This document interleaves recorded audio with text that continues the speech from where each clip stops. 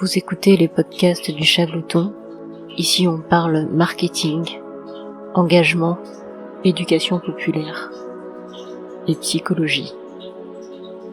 Car tout ceci est lié.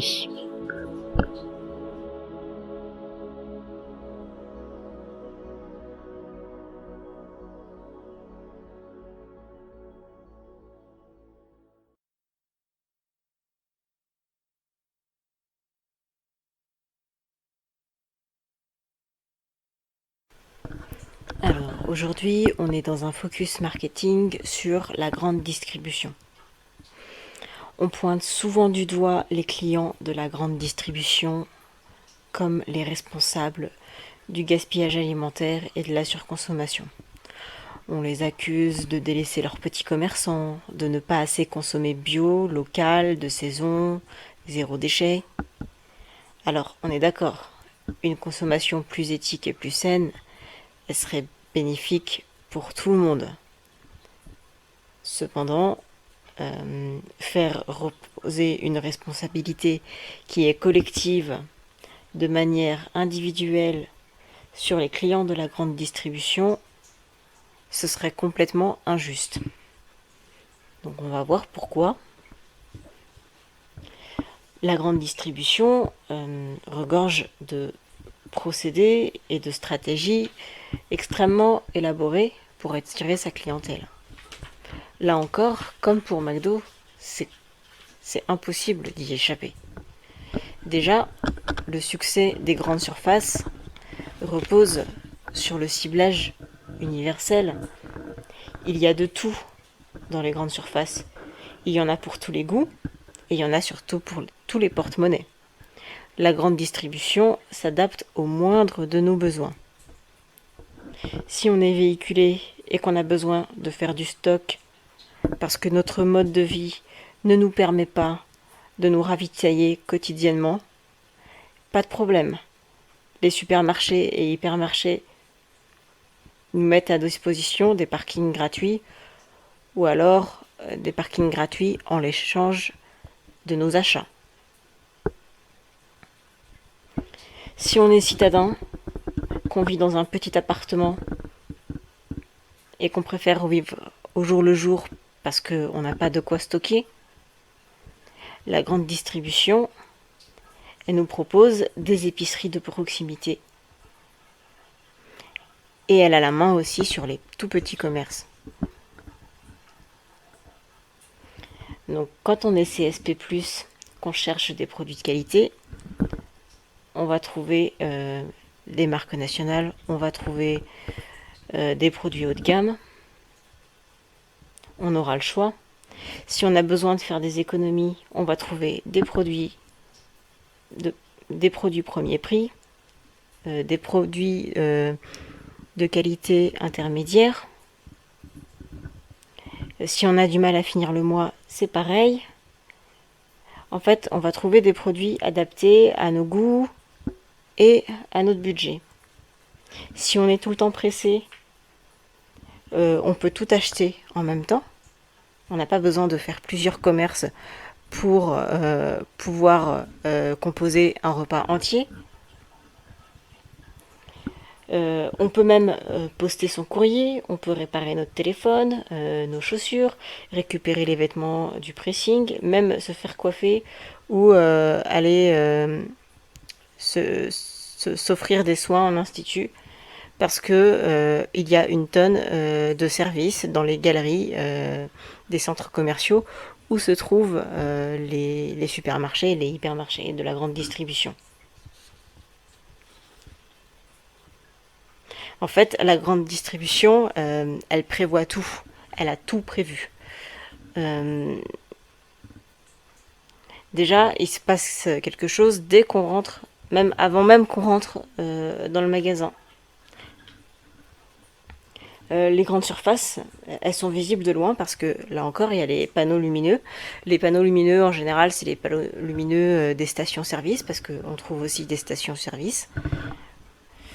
C'est impossible d'y échapper. Ensuite, il y a on nous pousse à la consommation en nous distribuant gratuitement des paniers ou des caddies qu'on va avoir le réflexe en fait de remplir. En fait, c'est une incitation implicite à l'achat en fait. Parce qu'on se dit qu'on n'a pas fini notre course tant qu'on n'a pas rempli son panier ou son caddie. Donc on risque d'acheter plus que nécessaire. Donc c'est très compliqué de se tenir à sa liste de courses quand on fait les courses dans la grande distribution.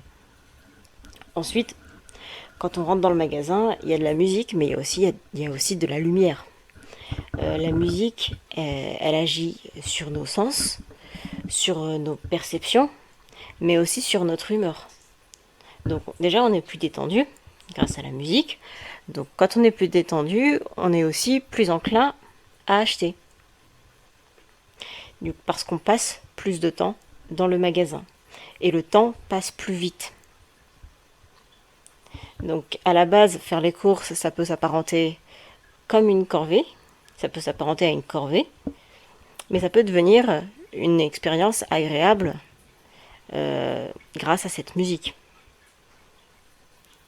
Et c'est une expérience agréable qu'on va avoir envie de prolonger, mais aussi de répéter. On maintient ainsi le consommateur le plus longtemps possible dans le magasin. Et c'est autant de temps qui sera utilisé pour l'inciter à l'achat le plus souvent possible. Donc en fait, plus on reste de temps dans le magasin, plus on donne l'opportunité au magasin de nous faire acheter. Il y a aussi l'éclairage qui joue. Donc l'éclairage permet de valoriser les produits, ça permet de capter notre attention, mais ça permet aussi de donner une expérience sensorielle inédite selon la qualité de l'éclairage. La combinaison de l'éclairage et de la musique, ça nous met dans un état de quasi-sidération. Donc la majorité de nos achats, quand on est dans cet état-là, ne seront pas forcément provoqués par nos besoins réels. Les besoins réels, en fait, c'est ce qui vous manque dans vos placards et ce que vous mettez sur votre liste de courses. Mais quand vous êtes dans un état de sidération comme ça, les achats que vous allez faire vont pas être guidés par vos besoins réels, mais par vos compulsions, et ça va être forcément irrationnel. Et il peut même vous arriver d'oublier ce pourquoi vous êtes venu.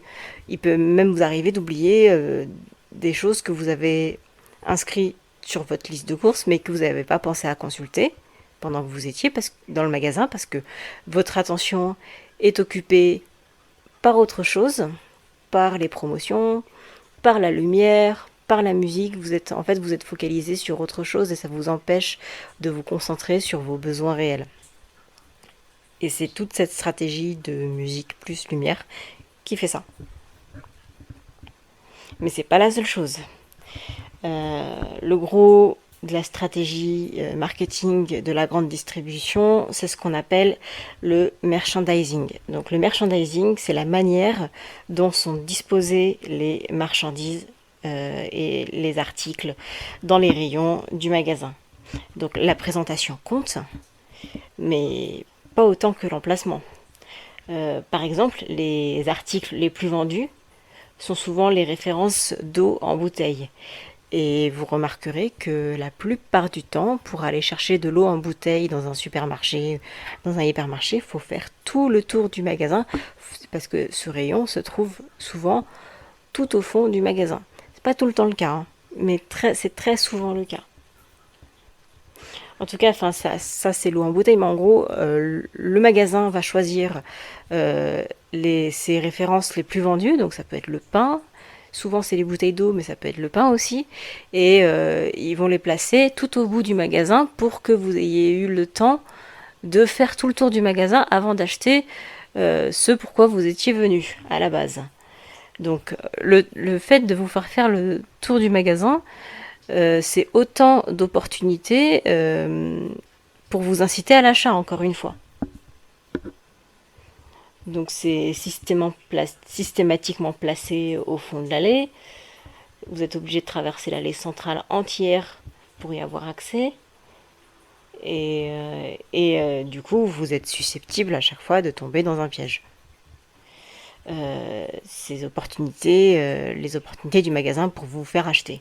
Donc on va parler de ces opportunités parce qu'elles sont beaucoup plus sournoises que ce qu'on veut bien croire. La plus connue, c'est la tête de gondole du magasin. Donc c'est quand vous rentrez, que vous avez tous les articles en promotion qui sont exposés, qui sont mis en évidence dès l'entrée du magasin. Promotions qui n'en sont pas toujours d'ailleurs, parce que si vous vous amusez à comparer le prix au kilo ou le prix au litre avec l'article sans promotion, parfois c'est pas toujours avantageux. Et puis même ça vous pousse à surconsommer en fait, parce que si vous aviez prévu d'acheter qu'un seul paquet, en fait on vous force à en acheter 3 en vous disant mais ça coûte moins cher, sauf que est-ce que vous allez utiliser cette marchandise, c'est pas sûr. Et ça correspondait pas forcément à votre besoin de base. Donc pareil, là on vous pousse à la surconsommation. Ça c'est la tête de gondole. Il y a aussi le fait de vous faire croire à une énorme promotion, alors que en fait l'article coûtait pas si cher que ça avant la promotion. Ils ont gonflé le prix juste avant la promotion et on vous fait croire à un moins 70%, alors qu'en fait c'était qu'un moins 30%. Il y a ça. La technique qu'on connaît bien, ça a souvent lieu le vendredi et le samedi, donc c'est les jours où les magasins sont les plus fréquentés. On vous met des animateurs commerciaux. Donc l'animation commerciale, en fait, vous avez un animateur ou une animatrice qui vient vous interpeller pendant que vous faites vos courses avec un argumentaire, avec un scénario extrêmement précis pour vous faire tester un échantillon de produits avant de vous proposer de l'acheter, parfois avec une réduction, parfois non. Et ces techniques, en fait, elles jouent sur plusieurs principes. Elles jouent sur le principe de cohérence et le principe de réciprocité. Alors, vous êtes plus enclin à acheter lorsqu'on vous offre un échantillon, d'une part parce que vous cherchez à renvoyer l'ascenseur au vendeur ou à la vendeuse qui a l'air plutôt sympa et vous voulez l'aider à faire son travail. D'autre part, vous avez peur de passer pour quelqu'un d'incohérent.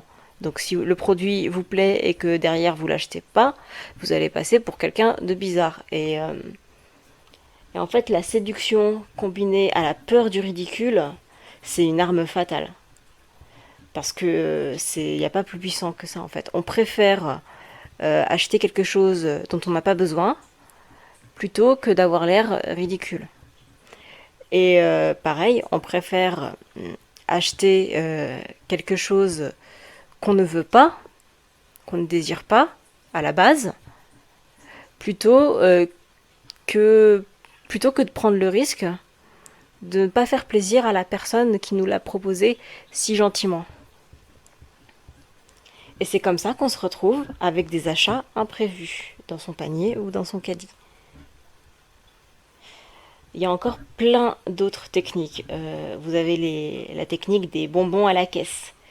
Les gâteaux sur les tapis roulants dans les très grands centres commerciaux où il y a plusieurs niveaux. Des, des lots de promotion. En fait, tout ça, c'est pour nous pousser à la consommation irrationnelle. On sait très bien que ce sont les enfants qui réclament les bonbons, les gâteaux pendant les courses. Et si on en met partout dans le magasin, on sait très bien qu'à un moment donné, il y a un enfant un peu capricieux qui va taper un scandale pour que ses parents lui achètent le bonbon ou le gâteau en question. Et les parents, il y en a qui résistent, il y en a qui ne résistent pas. Et ben ceux qui ne résistent pas, c'est toujours du chiffre en plus en fait. Voilà. Il y a aussi la propagande à travers les prospectus qu'on reçoit dans nos boîtes aux lettres. D'ailleurs, même quand vous mettez l'autocollant pas de pub, vous les recevez quand même. Il y a une stratégie de diversification des services. La grande distribution vous propose des services bancaires, peut vous proposer des voyages, un service de livraison, de drive, parfois même de location de voitures et de véhicules utilitaires. Donc tout ça, c'est une stratégie pour qu'on n'aille pas ailleurs en fait.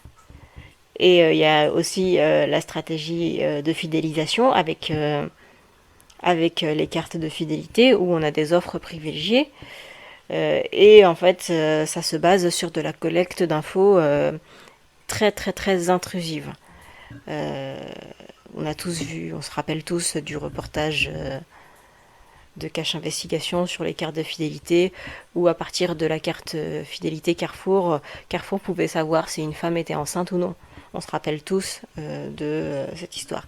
Et quand on arrive à obtenir ce genre d'informations, d'informations intimes, eh ben, on peut proposer des offres, des réductions encore plus ciblées sur les besoins.